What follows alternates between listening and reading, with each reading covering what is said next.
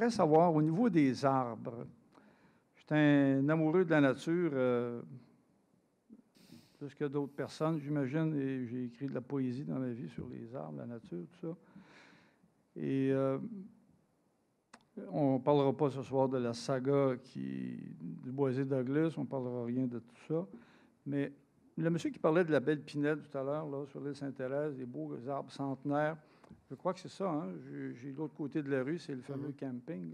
On parlait qu'il reste un 30 en fonction des règlements, soit du gouvernement, du ministère concerné, ou par la ville. Là, je ne connais pas la mécanique qu'est-ce qui est... C'est le gouvernement qui des lois gouvernementales pour protéger ce 30 %-là pour le promoteur qui va construire des maisons là, probablement. Ou si c'est un règlement de la ville, peux-tu modifier ça? Parce qu'à chaque fois, on voit des promoteurs c'est leur terrain, puis ils mettent des maisons.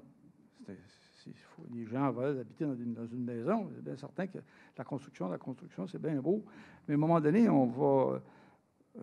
les arbres, les arbres n'auront jamais préséance sur les maisons. Un arbre, c'est pas long, il ne manifeste pas, lui, il n'envoie pas un article au Canada français, on le coupe. Quand même, c'est un ancien arbre, de très vieux, de plusieurs centaines d'années, de 100 ans, de 200 ans. On fait du bois avec, c'est fini, c'est terminé. On le transporte, on prend le terrain qui est là, puis on construit des maisons.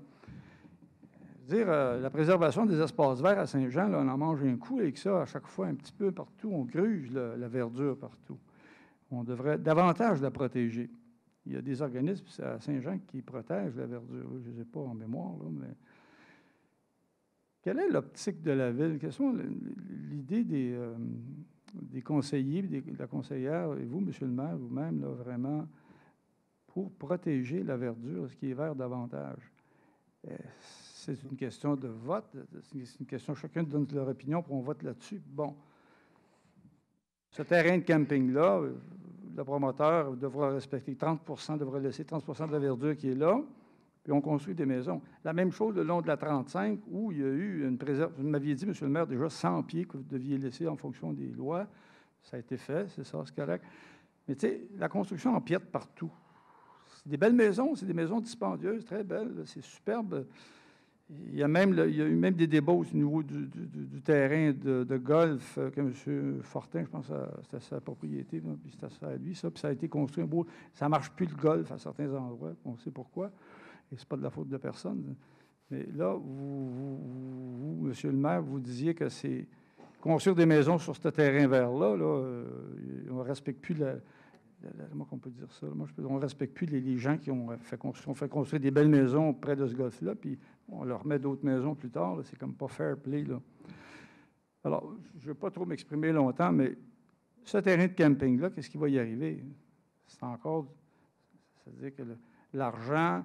Le pouvoir, le profit, c'est ça qui va toujours dépasser la préservation des arbres un peu partout. À moins qu'il y ait des lois massues dans le Québec qui disent bon, c'est le final, c'est coulé dans le ciment, c'est un bail amphithéotique, on ne touche pas à ça. C'est de la forêt, c'est tout. Ça s'arrête là. Merci, M. le maire. Merci, M. Pagé. Je ne vous ferai pas l'historique de notre plan de conservation que nous avons sur le territoire de Saint-Jean parce que je pense que vous le connaissez. Sauf que vous avez raison jusqu'à un certain point. Quand on protège, on essaie de protéger le plus que l'on peut, mais c'est toujours une question de moyens également, là. Une question de moyens là-dedans, là. Tu sais, tout le monde aimerait ça avoir une Ferrari peut-être, là, mais il n'y a personne qui va en acheter une, là, parce qu'ils n'ont pas les moyens d'en avoir une. Fait qu'à un certain moment, on a protégé ce qu'on a pu protéger dans Saint-Jean.